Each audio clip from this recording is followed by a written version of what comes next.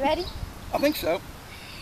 Okay, hello everybody, how are you? We're here in beautiful Kentucky with this beautiful weather, which I'm glad it stopped raining because it was raining for a couple of days.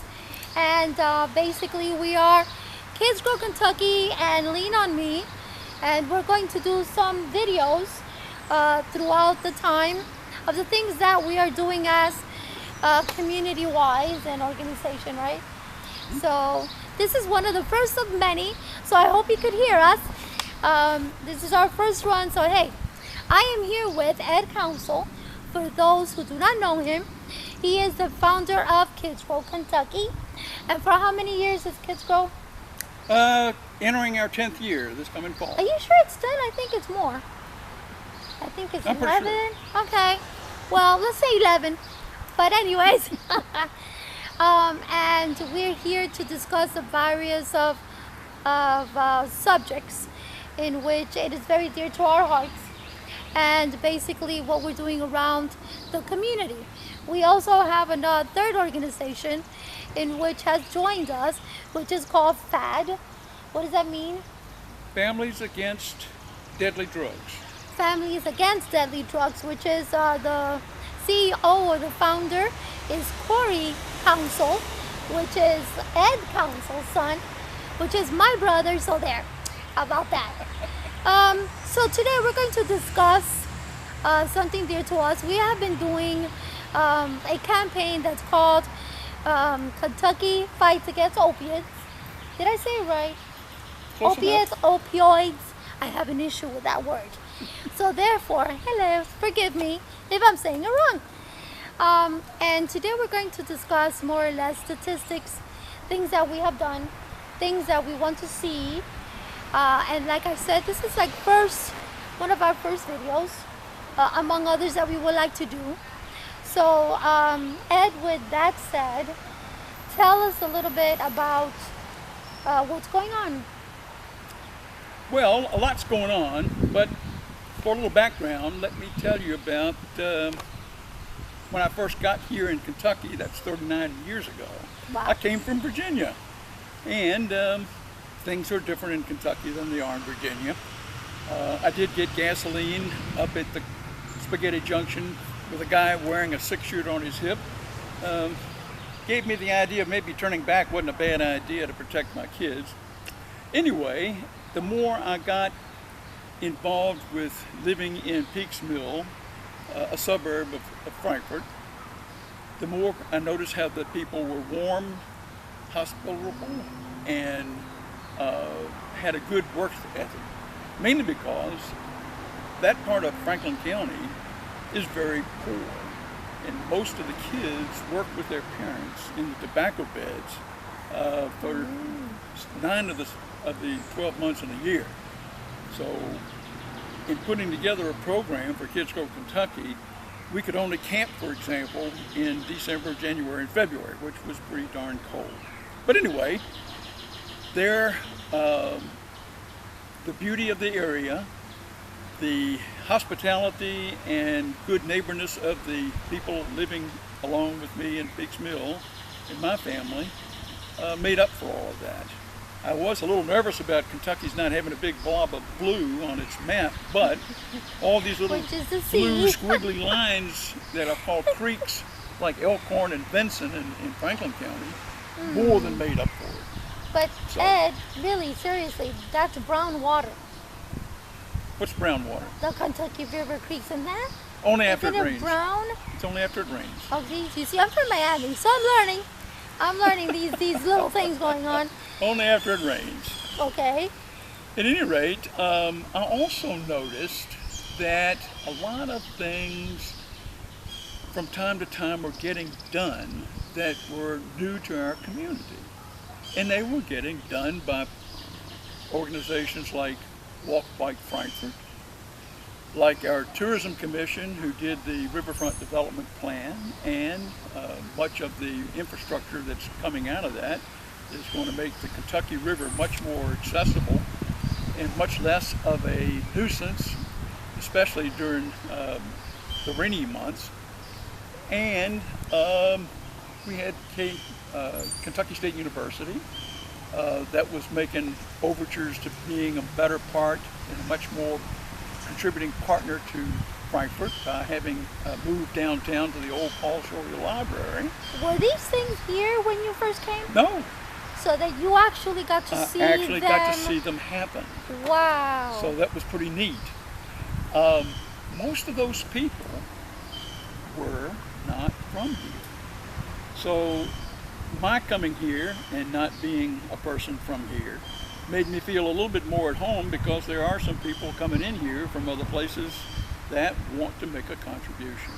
Okay. And I thought that was a very healthy attitude to take, much more so than it could have been otherwise. So we had a bunch of things going on that were very good in Frankfort, Kentucky, there's no doubt about it. As we got through the 21st century, which is the years 2000, the things began to change. And it was hard for me at first to pick up on them. And the biggest of those changes was the opioid epidemic. Since the year 2000? And starting about that time. And it started around us before it came to Kentucky. It started in states like Ohio, which are much more populous, and therefore a better market for people who want to make money selling drugs. In West Virginia, where the law enforcement was not as strong an institution as it was in other states, and also pharmacists and manufacturers of drugs were making money by sending more drugs than they needed to in small towns to serve their populations. So it became an attraction for people who wanted to make money by selling drugs to people. And we are named the top 3 states in the United States that have the biggest per capita drug problems. Now, how would you say, because the thing is, when I came from Miami, the first thing that I saw is that kids don't have nothing to do. Like the other stuff for them to be busy, to be, active in other things. Would you say, because of that, there is part of a fault there? I mean, should we do something different, or it should have been done different? Well, I know that it took a couple of years for people that lived here, especially kids, to catch on to the fact that Walk Bike Frankfurt actually built some successful trails. Wow. So unfortunately, that is not something that was well advertised, right, and took time to get among the community as an asset for people who lived here to have a better quality of life, quite frankly. It also had an asset for visitors, because we had a world-class wooded bike course up near the library, okay, on that side of the Kentucky River. And nobody knew about it until Walk Bike Frankfurt gave access to a lot of people with bikes who maybe got tired of riding on asphalt and decided to ride out in the wilderness. And that place is a world-class wilderness bike path, I want to tell you that. So, which, by the way, the bike path by the streets, I'm riding them. So yeah, that's pretty cool. You just got a 4-wheeler. Well, what can I say? Truck 'em, baby. But anyway, for those who do not know Dad, which he's my dad, he's my Kentucky dad, can you explain, what does the word opioids mean? Opioids are a naturally derived form of drugs. Fentanyl, for example, is one of the most recent additions to the litany of drugs that are available, but they are synthetic drugs. Opioids come from plants, and okay, that's the basis for them. So the cocaine, the poppy seeds that form the basis for heroin, for example, are 2 examples of what opioids are. Many of those plants were used for painkillers, and doctors in the turn of the century were encouraged to prescribe painkillers for their patients. And that was a big mistake. We went into recommending that something be consumed by people who were hurting, and all of a sudden we didn't take into consideration how much those drugs might be hurting those very same people. But now you touch a very good subject though, Dad. I mean, I was under the assumption, and maybe people out there are the same assumption, that plants are plants and drugs are drugs. For example, to me a painkiller has like chemicals in it. So to me it's not like just plants. Am I wrong on that? Well, you're getting confused, the Yeah. two. So if you just keep in mind, opioids come from Mother Nature, Okay. and synthetics are made by man in garages and sometimes not very clean places. So Okay. yeah, even the synthetics are subject to not having good quantity control. So even if plants are treated for distribution, the synthetics can also be less pure when they are distributed for sale for drug dealers, by drug dealers. I see. So it's a growing business that grew far too fast. We never got a real handle on the things that might happen by use of these things and the quantity of use that was being experienced. We didn't know that the human body, especially the brain, had sensors that sometimes got tired of the same old dosage, and therefore to get to they the got same used to it. feeling, you had to have more drugs. Yeah. So it was a death spiral of sorts. I see. For those who do not know, Ed has recently lost his grandson. So therefore, it has actually gotten him to do a lot of research of what it is, the opiates epidemic.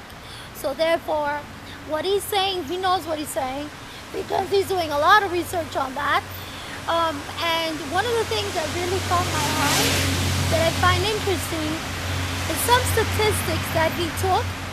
And basically here, we're talking about 76%. They want to legalize the marijuana, which creates experimentation.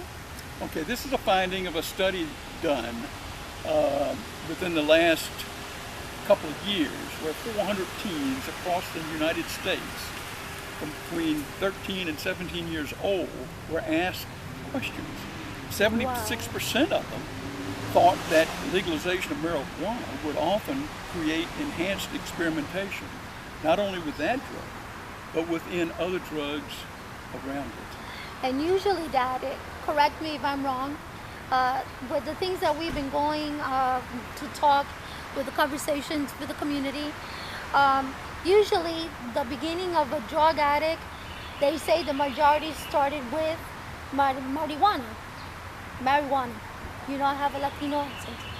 So, I heard you. can we say pot? It's You pot. can say pot. Thank you, pot. I say it a little different, but that's okay. Well, fine. You can say it. But usually they say it starts there. Am I right? Not necessarily. Okay.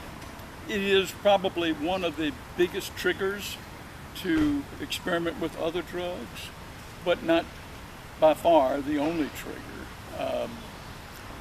Don't forget, things are addictive that don't fit into either category of drugs. Nicotine in cigarettes is addictive. Mm-hmm. Alcohol in a beer or bourbon is addictive. And there are just so many things that can have an impact on the human brain with those receptors that then say, hey, that made me feel good, I think I want some more. So a lot of the things can become gateways to different drugs. And I think that's going to likely depend on the culture or the subculture of the city or urban area, or even rural areas in which this epidemic is raising its ugly head. Wow, that's kind of scary. It really concerns me, because here in Kentucky they're looking to legalize pot. I used to be a champion of doing just that. And in the early days, not too long ago, California and Colorado and other western states did that and reaped the economic benefits. What they haven't told us is that what do the numbers show us in science terms about whether or not marijuana does play a strong gateway role or not. And that's been sort of hush-hush. Given that that's the case, I know also that marijuana has health benefits. So If they you can say. extract the oil from the marijuana, that is not the one that contains the addictive components, but does have the medical elements that needs to address many problems from seizures are probably the biggest way that marijuana oil can now be used as a medicine, and it's highly effective. They did take the science on that. But does it get them high? You don't get them high. The No, oil? no, the other oil is the oil that gets you high, the THC. Okay, So see, T- we're learning, we're teaching. Yes. So THC, no. So- Oil, yes. To finish the thought, Yes. if you're wondering whether or not to support legalization of marijuana, keep in mind it's got the two pieces to it. The one that has medicinal benefits and the one that has recreational benefits or addiction outcomes. Right. So I have since then, because I've learned so much studying the medical benefits, I found that I can support the use of marijuana for medicinal purposes, given that regulations are thought through carefully and enforced. The recreational marijuana, I'm not ready to approve that one whatsoever. But how do you control My that? grandson, my oldest grandson, who died with an overdose, began his pathway through drugs with marijuana. He ended up combining cocaine with Wow. Xanax, and that is a deadly combination as we found out. That is a lot, yes, definitely.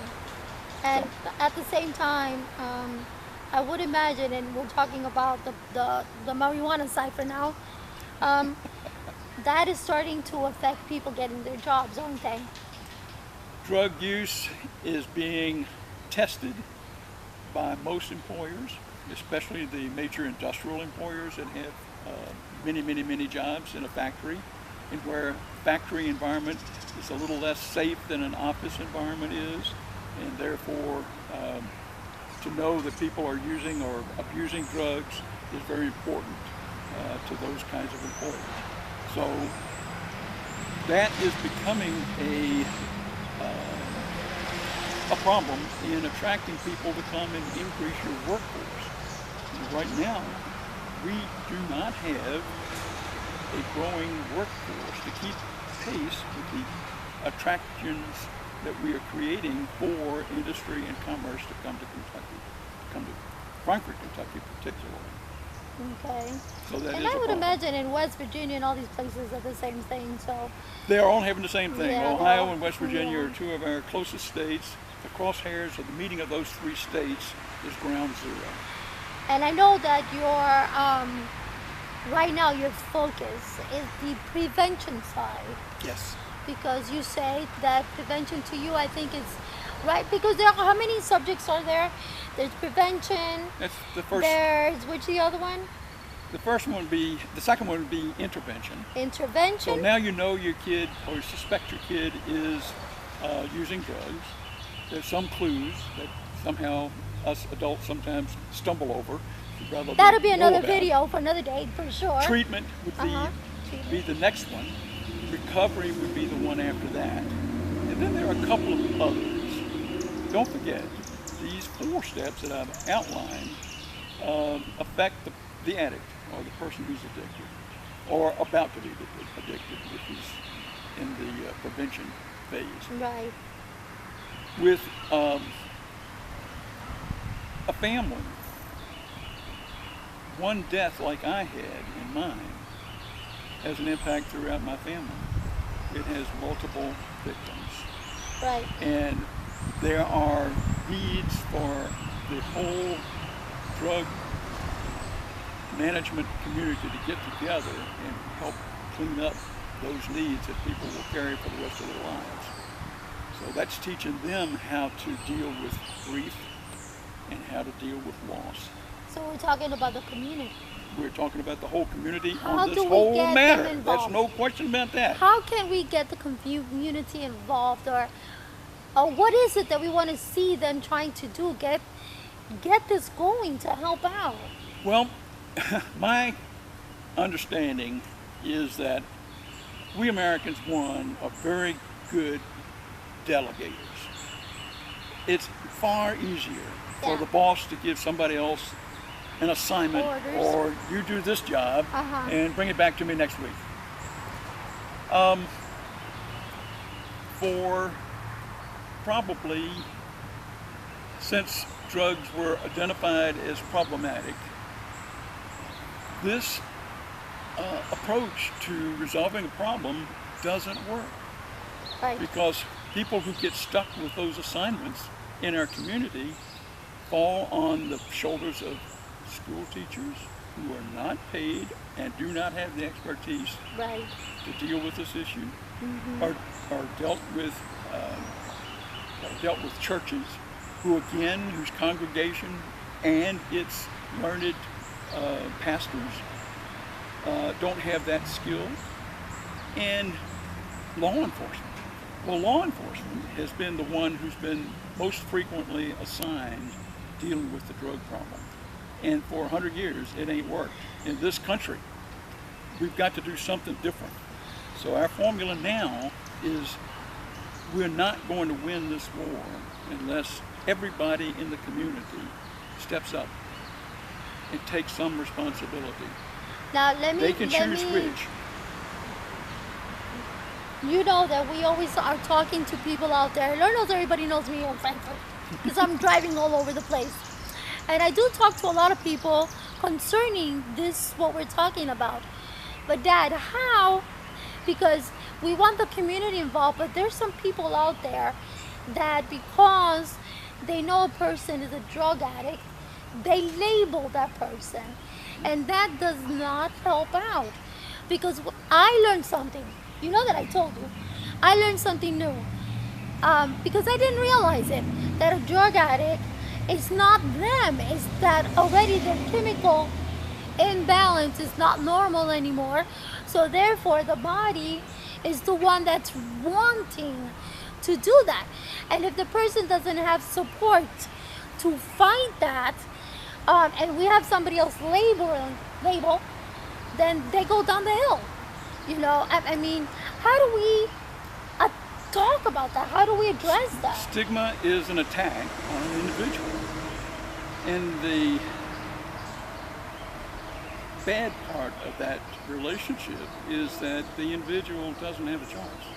It is character, not chemicals. This person who is addicted is the slave to the chemicals that he's ingesting or she is ingesting.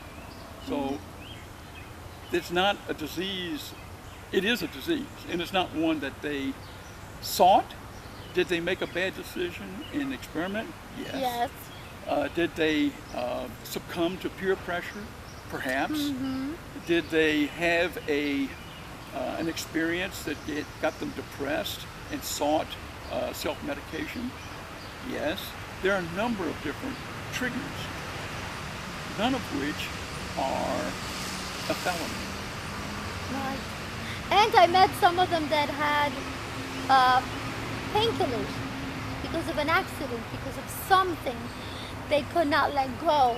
Painkillers And that also, are guys, opioids. the opioids, not only that, you can't be, we can't label anybody. We don't know what happened. But our job is to help support REACH. And if you can help support REACH, there are resources that we're actually, trying to put together and trying to get that information out. So I've even studied recently a fairly large group of people who we know as ex-football players, professional football players. These people, on a per capita basis, are drug abusers and addicts wow. because of the painkillers And that they can their get off. team doctor prescribed Wow. for them to You take. hit it on the nail. Yes. If Wow. just because somebody took a pretty hard hit at him during the first half, and maybe he played some more in the second half and got a blow to the head, now he's taking 2 sets of painkillers because each doctor knows that one set of pills goes with maybe a muscular bruise, and the other set of pills Wow, might that's go deep. with a brain that has been damaged. That is deep, that, because people actually, because they don't know, they already judge. Right. But that is very deep. Right. Now, Dad, over the course of 10 years, let's say, since you've been here, the course of 10 years, how many deaths has it increased from when you came towards when it is now? 10 years. I think it went from about, in the late 1990s, roughly 300 fatalities a year in Kentucky. And that's 10 years. Oh, a little over The 10, beginning, maybe 10 or 11, 12. 300, okay. Okay. And today? Today, it is 1,600 and hitting Wow. 2,400 probably this time next year. 2,400. Yes, it'll go, that's a 50% increase right there. Oh my Many goodness. states have 42% increases and are upset or startled about that. Ours, don't forget, is one of the top 3 per Top capita 3. My drug goodness. users and abusers and addicts in the United States of And America. just for a rough number, how would it be as nationwide? Nationwide? The U.S. I'm glad you asked that. Nationwide, last year, that was 16, 2016, there were 64,000 overdose deaths in the United States of America. More than the Vietnam War, I was going to ask you that. more than the auto wrecks, more Wow. than any other diseases, particularly those that deal with the cardiovascular system. It's uncanny. And it was unrecognized how this quiet, creeping illness has taken over our country. It has. And my goal is to limit and start winning the war against drugs in our capital city community. So what's the next step? The next step is we have to start with prevention. I need to stop the bleeding before I'm going to save the soldier, so Right. to speak.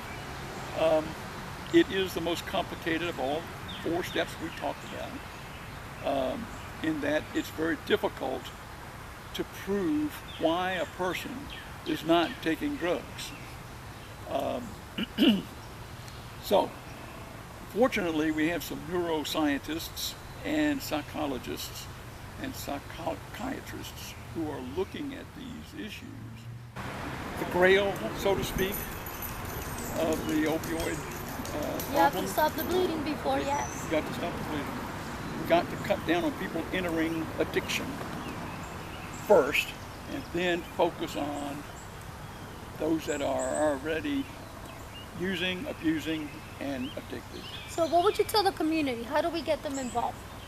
I started today, as a matter of fact. We had a meeting of the community council down at the Paul Sawyer Library today at noon. And there were people representing all of the constituent agencies and organizations that deal with kids. Wonderful. Wow. Wonderful. And each of us got to go around the room and tell of what our organization is doing on that whole challenge. And I told them it is got to happen through a community-wide chorus of people who want to step up and make a contribution that they can to what this community opioid scourge is all about before we can start to turn it around. That Till sounds we can good. start to save people from getting into the mess in the first place, and then focus on keeping those healthy, and perhaps even putting their drug abuse, and addiction behind them. That sounds really, really promising for the future. We all need that here in Frankfort, Kentucky. So you heard it first here. So we invite those who have been through the situation of an addiction and they have recovered. We invite you to, if you would like to say your testimony or share any other ideas that we could actually work with when it comes to prevention, because that's what we're working for right now. There are different topics, but the first one is prevention. So write us here. You're going to see the email in the bottom of the screen. If you would like to say a testimony or be a part of our thinking or brains or caps, because if you guys been through it, hey, who better than you guys to help us?